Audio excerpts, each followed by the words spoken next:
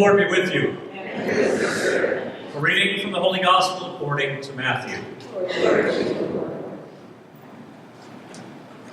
Peter approached Jesus and asked him, "Lord, if my brother sins against me, how often must I forgive? As many as 7 times?" Jesus answered, "I say to you, not 7 times, but 77 times. That is why the kingdom of heaven may be likened to a king who decided to settle accounts with his servants. When he began the accounting, a debtor was brought before him who owed him a huge amount. And since he had no way of paying it back, his master ordered him to be sold, along with his wife, his children, and all his property, in payment of the debt. At that, the servant fell down, did him homage, and said, 'Be patient with me, and I will pay you back in full.' Moved with compassion, the master of that servant let him go and forgave him the loan. When that servant had left, he found one of his fellow servants who owed him a much smaller amount. He seized him and started to choke him, demanding, 'Pay back what you owe.' Falling to his knees, his fellow servant begged him, 'Be patient with me, and I will pay you back.' But he refused. Instead, he had that fellow servant put in prison until he paid back the debt. Now, when his fellow servants saw what had happened, they were deeply disturbed and went to their master and reported the whole affair. His master summoned him and said to him, 'You wicked servant, I forgave you your entire debt because you begged me to. Should you not have had pity on your fellow servant, as I had pity on you?' Then in anger his master handed him over to the torturers until he should pay back the whole debt. So will my heavenly Father do to you, unless each of you forgives your brother from your heart." The Gospel of the Lord. Praise to you, Lord Jesus Christ.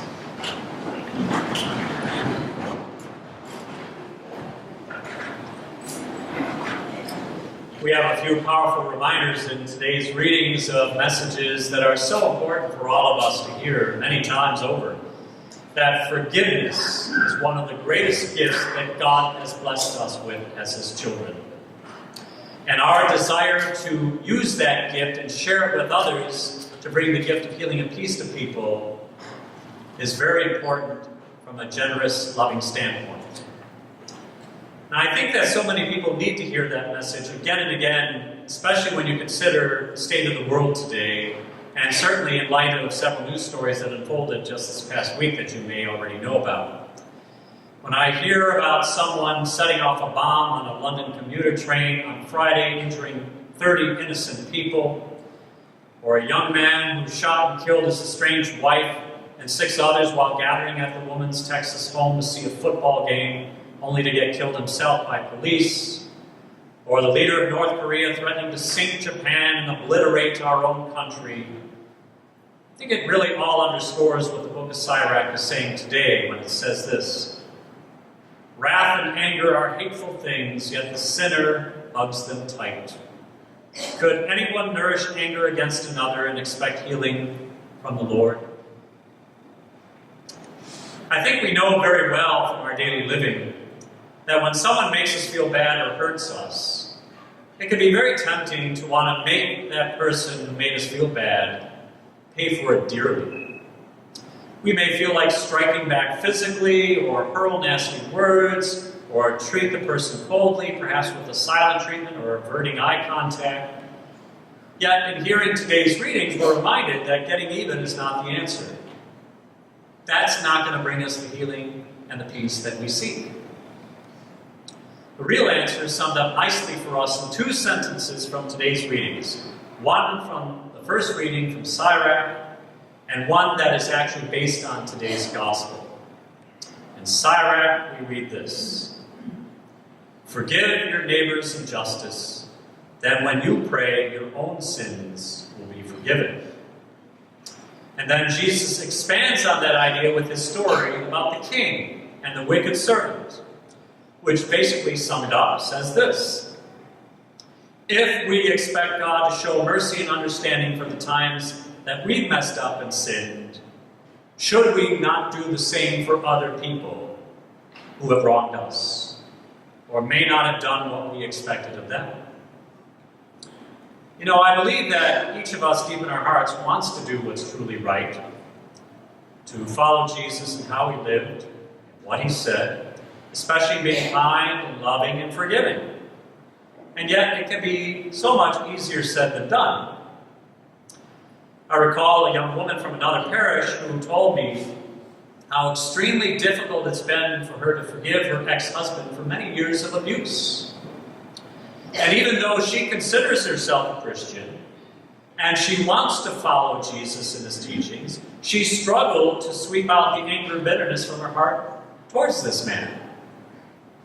You know, we may yearn for peace in our hearts and yet cling to the very thing that prevents us from having that peace.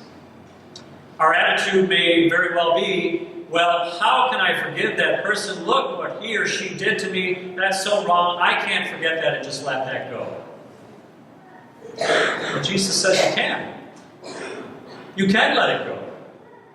You can forgive others if you really choose to do so with my help. You know, when Peter asks, how many times must I forgive my brother who sins against me? 7 times?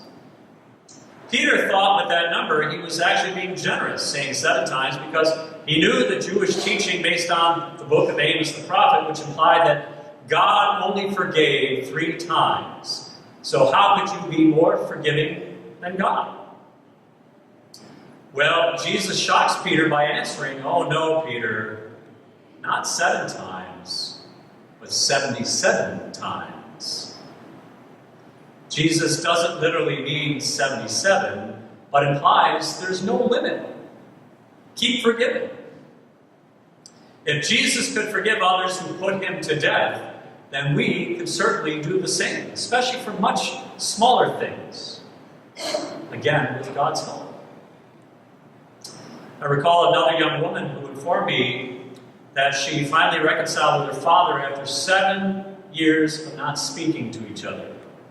And soon after their meeting, she said this: it was like being released from prison. I was free and happy for the first time in 7 long years. And just last week, a parishioner came up to me and said that she recently reconciled with her sister after many years of estrangement, and how both of them felt such joy and relief and peace from that contact. You know, we can become prisoners if we choose to cling to that anger and hatred in our hearts, even towards those who may have done us serious wrong, like murderers or abusers or terrorists. We may not be able to forgive on our own, but as the Gospels tell us, with God all things are possible.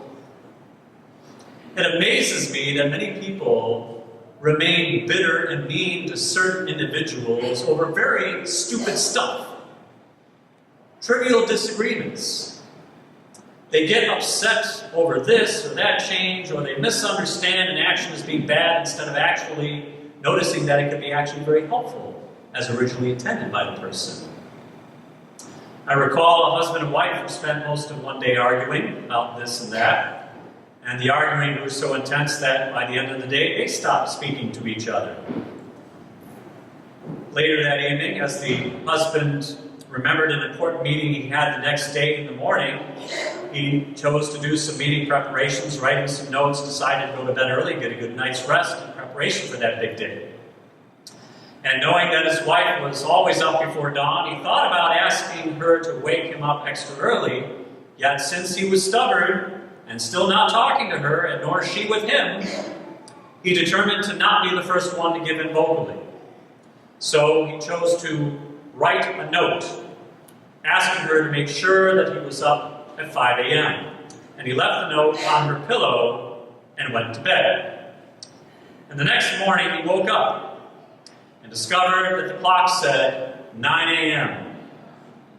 And he frantically jumped out of bed and spotted a note that his wife had left for him on the nightstand. And the note said, "It's 5 a.m., time to get up."